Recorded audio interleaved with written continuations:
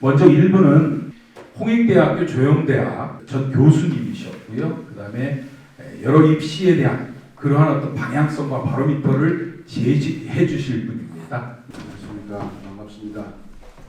입시를 앞둔 학생들 그다음에 2부서부터는 현실적인 이야기들을 좀 해보겠습니다.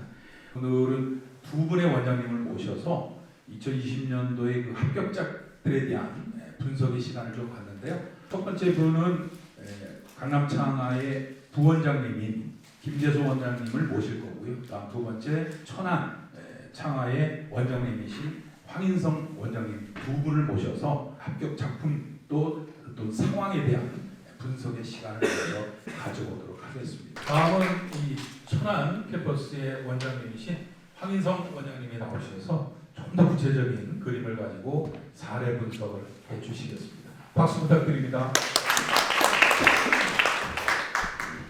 네, 안녕하세요. 천안 캠퍼스에서 원장을 맡고 있고 2028학년도 실기를 기숙학원 같이 졸업했던 황인성이라고 합니다.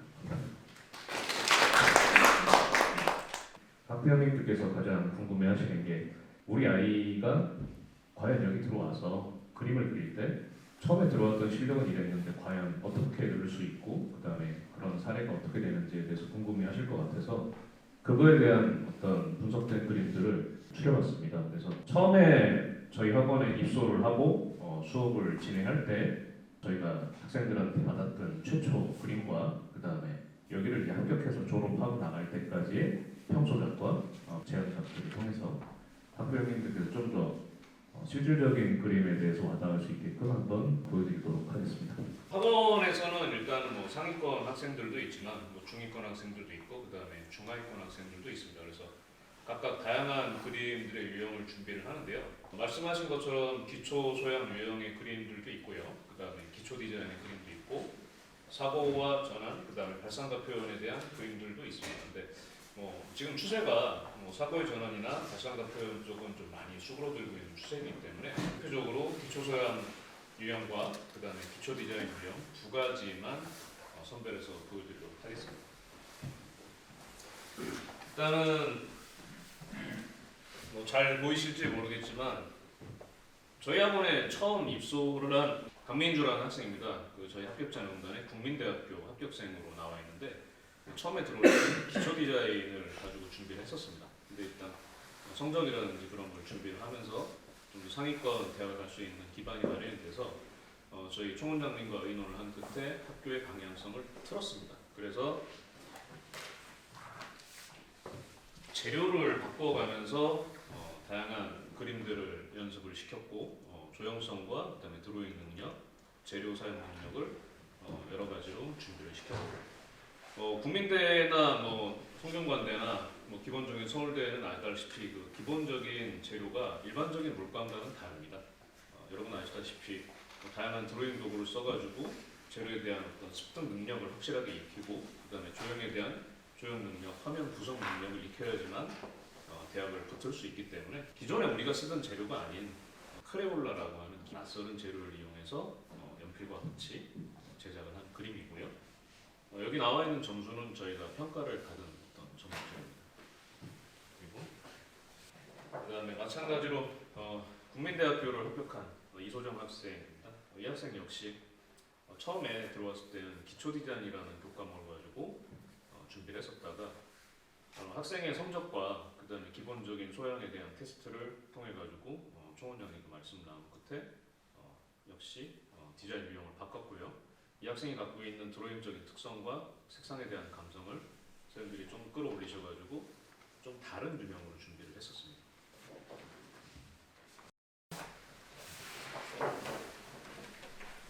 이 작품 역시 사인펜과 크레올라가 섞여 있는 작품입니다. 그래서 크레올라에 대한 연습을 모든 학생들이 각각 했었기 때문에 국민대를 가서도 출제된 재료에 당황하지 않고 학생들이 쉽게 합격을 할 수 있었던 것 같습니다. 이거는 또 다른 어떤 방법인데요. 뭐 국민대학교에서 이번에 뭐 문제를 보시면 아시겠지만 특정한 작가의 그림 스타일을 가지고서 문제를 푸는 어떤 문제가 출제가 됐습니다. 학원에서는 다양한 어떤 기법이라든지 작가의 어떤 작품 성향을 분석을 해서 거기에 걸맞는 작품들을 연습을 시켰습니다. 출제된 문제에 당황하지 않고 학생들이 문제를 풀어서 합격을 할 수 있었습니다. 여기까지가 이제 국민대 작품이었다라고 하면은 경희대를 합격한 학생의 처음 작품을 한번 보여드리겠습니다. 기초 디자인 유형이고요. 이 학생은 기초 디자인을 배웠는데 언뜻 보시면 잘 그려 보이실지 모르겠지만 저희가 봤을 때는 재료를 사용하는 데 있어서 전체적인 색감이라든지 양감이라든지 공간감을 사용하는 능력이 변별력이 없이 뭐든지 다 잘 그리려고 하는 어떤 단점을 갖고 처음에 시작을 했었습니다.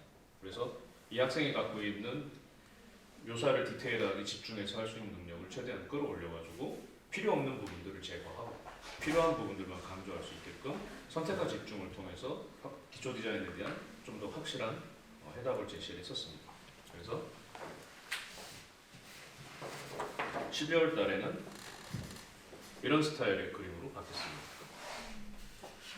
비교를 해보시면 알겠지만 그림에서 탁한 부분과 명쾌한 부분을 엄연하게 구분을 질 수 있게끔 학생들의 시각적인 눈을 길러줬고요. 조형 역시 무엇을 다 그리는 것이 아니라 필요한 부분만 선택해서 집중해서 그릴 수 있게끔 학생들의 디자인적인 능력을 향상을 시키고 있습니다. 이번에 합격한 그림입니다. 재현작이죠. 이번 경희대를 이런 식으로 해가지고 정도영 학생이 합격을 했습니다. 그 다음에 기초 디자인 유형 대학 중에 하나인 숙명여대를 합격한 학생의 처음 작품입니다. 숙명여대는 아시다시피 기본적인 기초 디자인이 아니라 기초 디자인에 약간 발상의 영역이 들어갈 수 있는 제시어라는 부분이 들어갑니다. 그래서 그 제시어를 해결하기 위해서는 다양한 조형 능력과 그다음에 문제를 푸는 문제풀이 능력을 학생들이 익혀야 되는데 나라 학생 같은 경우는 보시다시피 처음에 기초 디자인에 대해서 파악이 제대로 안 된 상태로 입시를 치렀고 채색 능력이나 조형 능력이 많이 부족한 학생이었습니다. 그래서 급소를 해서 학생이 갖고 있는 색감 사용 능력과 공간 지각 능력, 그다음에 조형 능력을 최대한 끌어올려서 학생의 어떤 그림 스타일을 완벽하게 바꿔버렸습니다. 그래서 그 학생이 갖고 있는 단점을 저희는 과감하게 제거를 하고 장점을 최대한 살려줄 수 있는 게 기숙학원의 장점이라고 생각하고요. 이 그림에는 3명의 원장님의 각각 노하우가 들어가 있습니다. 그래서 학원에는 전체적으로 한 분의 원장님이 지도를 하시는 게 아니라 저처럼 캠퍼스에서 각각 원장님들이 오셔가지고 수업을 진행을 하시면서 그 학생이 사용할 수 있는 공간 조형 능력이나 그 다음에 시각적인 언어 능력들을 최대한 끌어올리고 계십니다. 숙대는 아까도 말씀드렸다시피 제시어라는 어떠한 부분을 가지고 기초 디자인을 풀어나가는데요. 집중과 확산이라든지 이번에 재현작에서는 차가움이라는 어떠한 제시어를 쓰고 있습니다.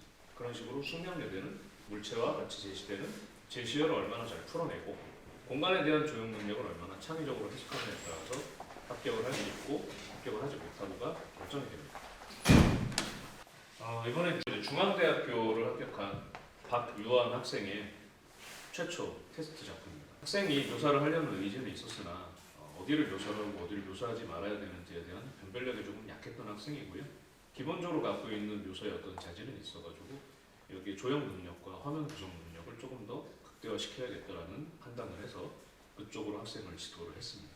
그래서 마찬가지 평소 작품이면서 평가를 받았던 그림이고요.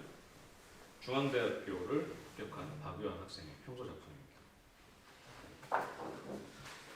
그다음에 마지막으로 이제 한양대학교를 합격한 이규민 학생의 최초 테스트 작품입니다. 이 학생 역시 묘사력이 없는 건 아니었지만 화면을 조형할 수 있는 조형 능력이 약간 부족한 학생이었습니다. 그리고 색감을 사용하는 데 있어서도 본인이 사용하는 색깔 외에는 사용을 할 줄을 몰랐습니다. 많은 학생들이 학원에서 색을 외우게 시키다 보니까 근본적인 색상의 흐름이라든지 색에 대한 어떤 관계성과 색의 어떤 조색 능력이 많이 부족한 상태였습니다. 그래서 이 학생은 기본적으로 묘사 능력을 바탕으로 해서 공간 조형 능력과 기본적인 기초 소형 능력을 좀 활성화시켜가지고 확실하게 구성을 할 수 있게끔 기초 디자인을 이끌었습니다. 그래서 한양대학교는 아시겠지만 30개의 제시물을 주고 그 안에서 출제를 하는 방식입니다. 근데 제시문만 주고 사진은 주어지지 않습니다. 그래서 기본적으로 학원에서 한양대를 준비하기 위해서 다양한 형태와 조형 능력을 하고요.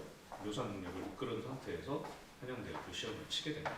그래서 인공물이 많이 나오는 기본적인 기초 디자인이 아닌 자연물도 자연스럽게 소화를 할 수 있는 기초 디자인 쪽으로 좀 유도를 했고요. 한양대학교를 시험 보러 가기 전에 최종적으로 제작한 평소작입니다. 그래서 기본적인 색감이 보시면 아시겠지만 색에서도 벌써 차이가 좀 많이 느끼는 거 아실 수 있고요. 그다음에 기본적인 어떤 공간 지각 능력이나 조형 능력이라든지 이런 부분에서 차이가 많이 나는 것을 보실 수 있습니다. 그래서 저희 학원에서는 학생들이 처음에 들어와서 본인들이 갖고 있는 그림 실력을 바탕으로 해가지고 각각 원장님들께서 개인적인 컨설팅을 들어갑니다. 컨설팅을 통해 가지고 학생들의 조형 능력, 그다음에 색상 사용 능력, 묘사력, 그다음에 지원하고자 하는 지원 대학들 이 네 가지를 바탕으로 해가지고 학생들의 개인적인 포트폴리오를 작성을 합니다. 그래서 그 부분을 가지고 수업을 진행하기 때문에 지금 앉아 계시는 학부형님들의 어떤 자녀분들의 앞으로 입시를 어떻게 치를지 고민이 되신다면 그런 부분에 대해서 한번 믿고 맡겨보셔도 되지 않을까 싶습니다. 이상이었습니다.